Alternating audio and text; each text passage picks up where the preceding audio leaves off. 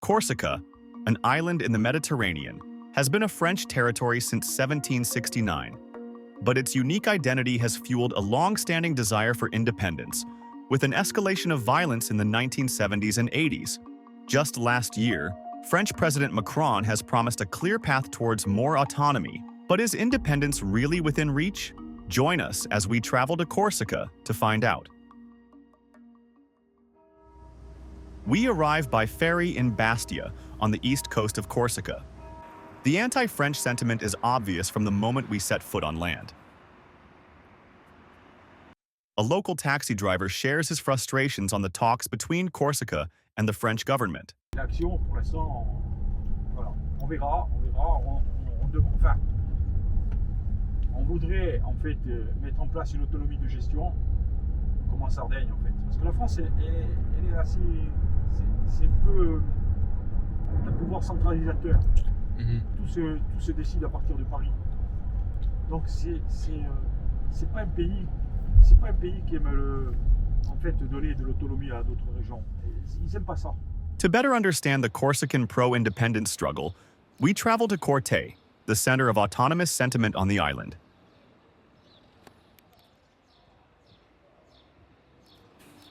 Everywhere in the city you can see posters of old Corsican independence heroes, stickers that say, "French go home," and graffiti in the native Corsican language that show support for the armed pro-independence groups.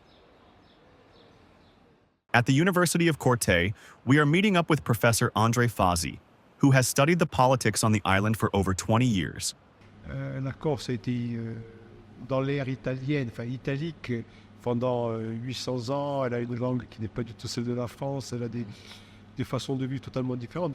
Et la Corse est devenue française donc en 1768-69. À partir du début de l'époque napoléonienne, c'est très étrange, il y a eu une éclipse nationaliste. Ouais. Il y a un processus d'intégration qui n'est pas facile parce qu'on ne peut pas lui appliquer la loi française égale pour tous. C'est impossible. Donc on crée des dispositifs totalement exceptionnels comme un statut douanier, comme pour les colonies.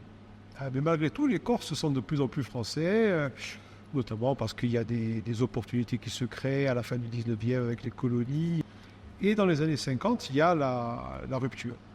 La rupture, c'est la décolonisation, qui, pour le prestige de la France, est quand même une sacrée épine. Il y a un nouveau mouvement régionaliste qui se met en place. Et ce régionalisme, en 1973, devient nationaliste, en 1973. À cette époque-là, c'est vraiment une démarche contestataire. On ne va même pas aux élections. Les élections, c'est corrompu. Cette fois-là, on ne va pas aux élections. On fait de la contestation, voire des attentats. While France was losing its colonies, the armed struggle of Corsican pro-independence movements against the French government really took off. Some groups supporting independence, such as the National Liberation Front of Corsica, carried out a violent campaign that included bombings and assassinations. But over the last decades, the drive towards independence has taken a more electoral approach. Les mouvements armés clandestins, ils ont du mal à durer. C'est de plus en plus difficile de trouver de nouvelles recrues. Quand vous prenez 10 ans de prison pour une résidence secondaire inhabitée, bon, ça peut faire cher. L'autre raison, c'était favoriser la prise de pouvoir. En 82, on revient dans l'arène électorale, qui devient plus ouverte avec l'Assemblée de Corse. Là, il y a proportionnel intégral. Donc forcément, on se dit, là, on peut avoir des élus. Et une liste gagnante, pour la première fois, aux élections territoriales en 2015.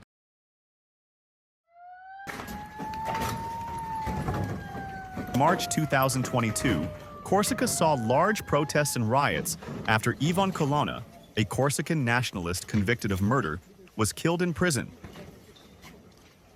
Des manifestations qui sont violentes où il y a un vrai risque de dégâts humains. Manifestations où il y a un mort, que ce soit chez les manifestants ou chez les forces de l'ordre, à un mois de la présidentielle, c'est quelque chose qu'on préfère éviter, forcément. Oui. Donc, qu'est-ce qu'on fait? On tend une perche un peu facile à tendre. Hein. On dit on va discuter de l'autonomie. On n'a pas dit on va voter de l'autonomie. On dit on va discuter. In September of 2023, President Emmanuel Macron set a 6-month deadline to find a way to give the island a form of autonomy. Presently, there has been no clear progress towards more independence. But according to Professor André Fazi, A lot has yet to change on the island before full autonomy can be reached. C'est la région métropole qui a le plus grand taux de pauvreté.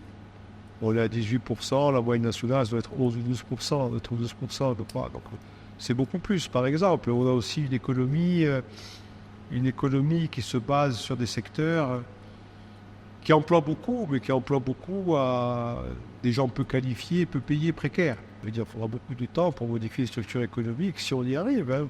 Je veux dire, créer un spectre d'opportunités plus large et des opportunités pour des emplois plus qualifiés, mieux payés. Je veux dire, ça, c'est... Et on a une classe politique aussi qui a besoin d'apprendre à mieux exercer ses responsabilités, qui sont déjà nombreuses, c'est vrai aussi.